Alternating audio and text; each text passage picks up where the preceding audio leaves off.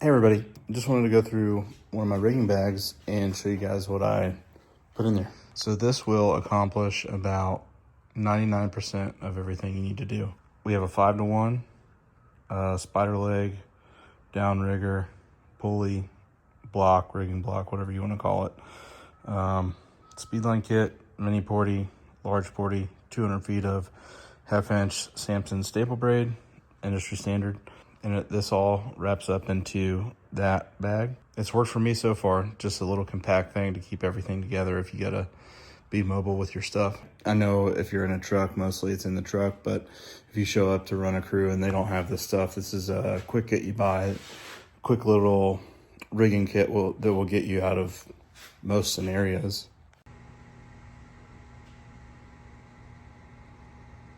I wanted to go ahead and do an overview of my saddle setup so it can be helpful to others. I saw Eden Arborist do this earlier, and I thought it was a really good idea to put my saddle setup out there and just share. I've been recently trying to just get all the gadgets off. I know I still have probably a lot of gadgets compared to some, but recently I've tried to eliminate having any excess stuff on my saddle and really keeping it as minimalist as possible. And this is the setup that's been working for me. This is a Monkey Beaver 2.0 saddle with the 2.0 suspenders.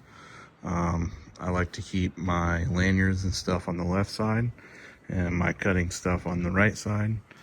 I keep this stuff on my saddle set up ready to go, so if I'm doing something less strenuous, I can take off stuff rather than try to add stuff before I get up and climb, because I'm trying to get in the tree as fast as possible. And this is a Damien's lanyard. I like it, but I've kind of configured it in a different way. I got these keeper lanyards, or these little DMM keeper things on double lock carabiners, and I kind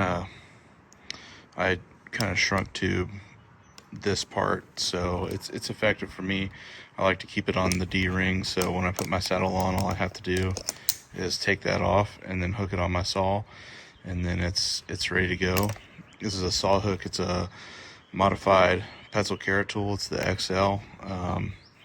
Got that idea from Randy, really hooked it up there, and I kind of stole this idea from the DMM Kinesi. They sell their tube, and I just kind of modded it to fit the Monkey Beaver. And it's really cool because, like, on a 3-to-1, you can just come out and hook it to your line and it'll always be with you, and it's not tangled up in your D's and stuff like that.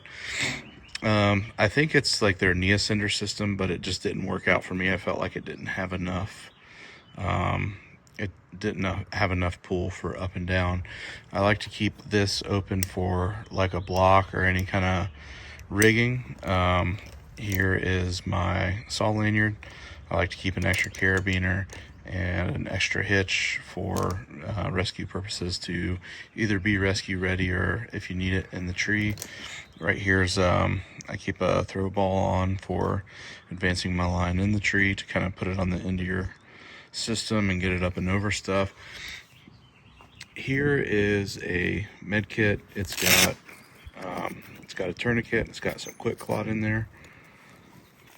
I like to keep that in the center back. It'd be really nice if there was a spot to put that on this leg here. I think that would be cool. I like to keep this spot kind of open if you need to put like a bag or anything like that. But the more stuff you can take off of your saddle, the best. I like to run a minimal setup, and this is a minimal setup for me. This crick is awesome tool. You can use it as a 3-to-1 or a pulley. It's just really nice. This is a DIY secret weapon. It's just big ring, small ring. It can be used as a friction saver, on-rope redirect, retrievable on-rope redirect. It's just, the list goes on and on. It could be potentially an emergency bridge. There's all kinds of things that could be used for. I like to carry tools that are multi-use. This on the left side, I keep my lanyard. This is the ISC Nessie. I really like it a lot. This is 25 feet, or yeah, 25 feet of EL calamine. And I really like hitch-based systems, so I've been climbing a lot on hitch climber pulley. This is the version 2 of that.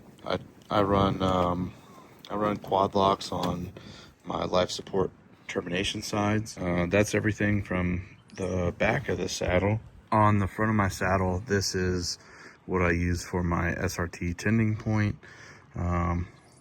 Monkey beaver phone case, really nice.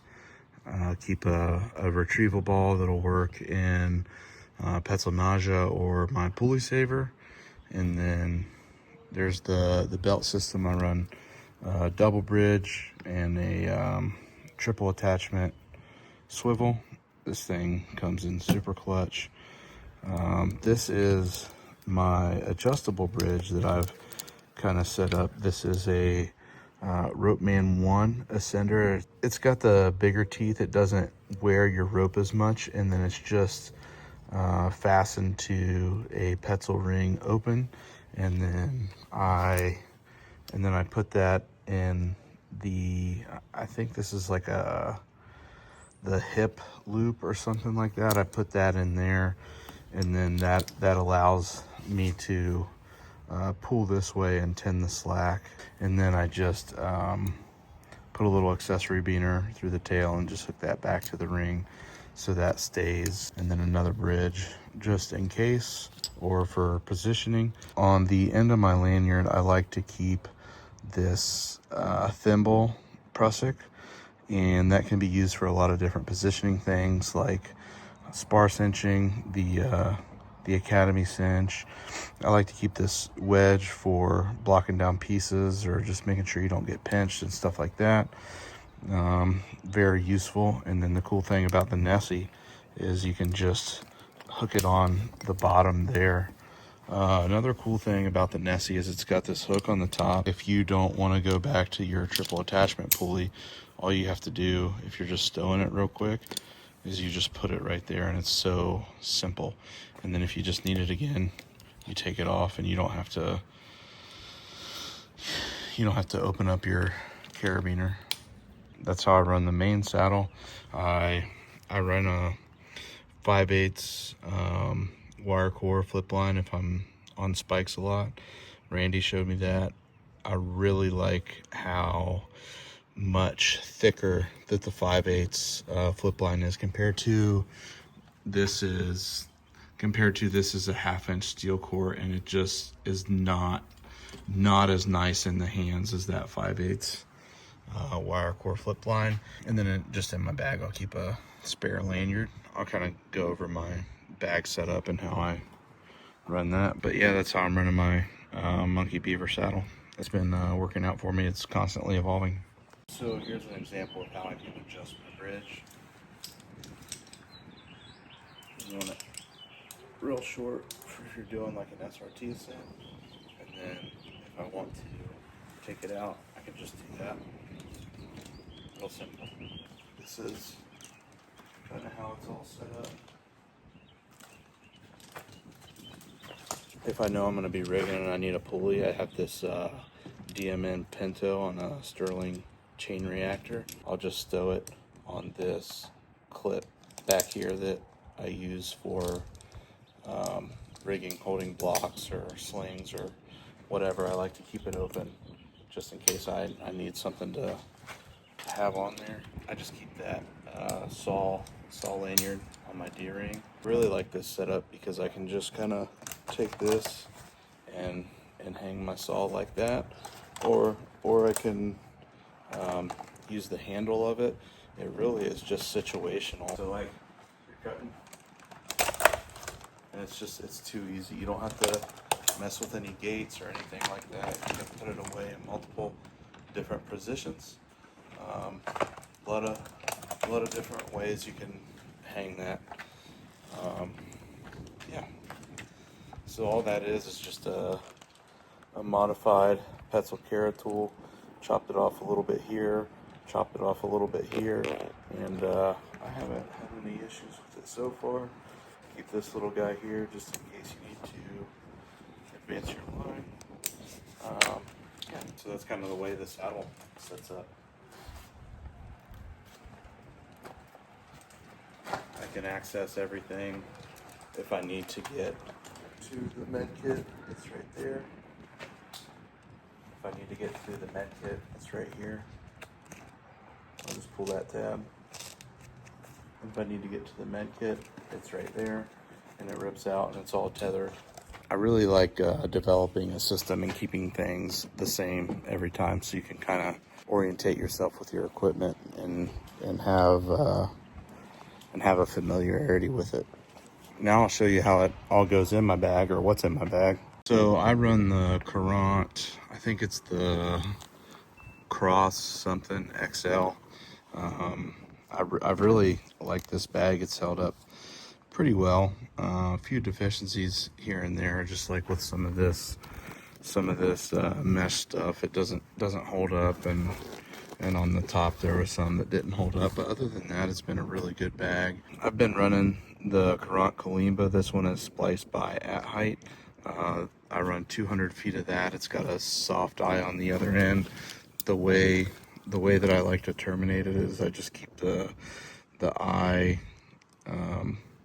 accessory being into one of the sewn-on D-loops. I think it's really important to have a spliced eye instead of a sewn eye, because it's just that much thinner. It can fit through a lot of things a lot better. And then I keep a small ring on that, because that's usually how I will canopy anchor in the tree. Every tree is different. Sometimes I climb single line, sometimes I climb double line, but mostly if I'm climbing at single line, and I'm using this small ring to not block to get up in the tree. As far as ascenders go, I really like the Saka from Richard Mumford, as well as the Saka foot ascender. What I've done is I've replaced their factory carabiners with these Omega carabiners with a captive eye, and those hold up a little bit better for me. I've bent DMM ones, I've bent the ones that come with it, and these seem to work out the best for me. Go-to on the handsaw is a Silky Zubat, trusted, tried and true, with a saw pod. I really like that. I usually carry a couple extra lanyards just in case. This one I'll carry up if I know I'm going to be doing a lot of positioning work and stuff, and then this I keep for spike removals. These days I've been primarily climbing on a rope wrench. It's easily switched to MRS. I like it a lot, and this is my favorite tether that I've been running. It's the At Height Shorty. I think it's a 7-inch. I'm not too sure on the name of it or the length, but I know it's one of the shorter At Height versions. I really like this length a lot. Also, I really like the V2 DMM hitch climber. I prefer it to the eccentric. I really like the V2 over the eccentric, because the eccentric is only one direction, and this lip gets caught on a lot of stuff, but it is nice for tending, and I do like the fact that that's open. But this one just seems to do better, just in my opinion. But I really like this pulley too. I'm pretty sure the saying's like 2 is 1, 1 is none, or something like that. I like to have another one just in case, because you never know. A lot of times I'll take, if this wrench head is getting kind of floppy, this is just a Petzl that I've put on top of there and just kind of made it a little more rigid for the wrench head. I've already kind of went over the pulley for rigging. That's a DMM Pinto. Always like to keep the Felcos. I keep the Felcos with an accessory beater on the top just to clip them to my saddle if I need them in the tree.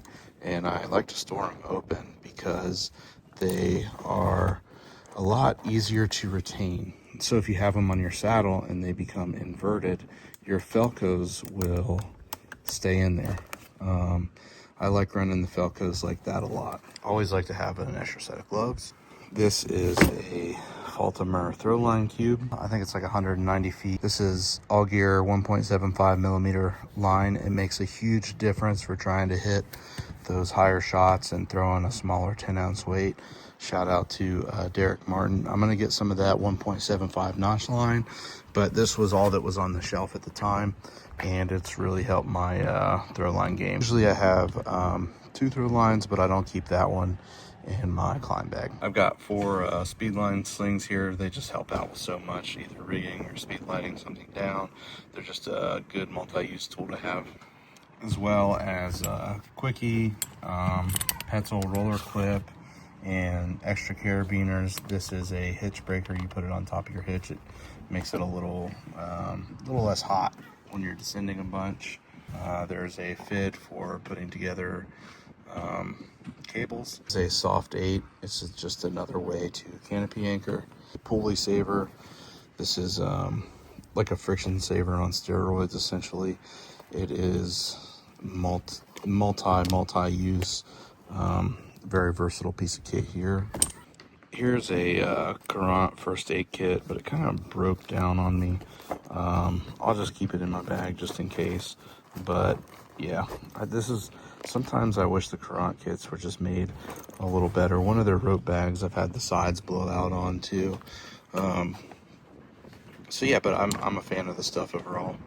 In these kits, I feel like you get these trauma shears, and in a real life scenario, I feel like they wouldn't be that great. So I've got some trauma shears from my first responder days. These are the Leatherman Raptors. They're a lot more beefy and girthy, and if you needed to use them in a real life scenario, a lot easier to do.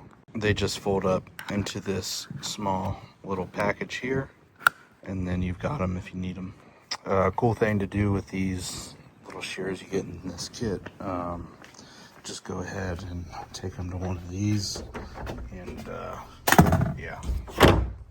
So now I'll just eliminate that other piece of kit, and then I'll have that sitting in there. There's trauma shears, 1/2-inch bandage. I have a little ditty bag from Monkey Beaver that you can put a water bottle or whatever in. I don't use it that much. In this top portion here, I like to carry some extra components to my saddle just in case. And then there's a couple bridges in there too, because you never know. In the outside pocket, I like to carry a ratchet scrunch. Makes your life super easy. And then got a little fastback here with never know when you're gonna need a Phillips or a flathead. And then on this other side, I've got, I think, some chains. I got a spare 14-inch and 16-inch chain. In this pocket over here, I have another ratchet scrunch, and then I've got a carb adjustment tool if you need it. Here is a Taz lowering device that I'll keep if I need to do any kind of a descendable base anchor or dragon tail or anything like that. I really like this device, especially for spar work or anything like that. So all of this goes into this package right here.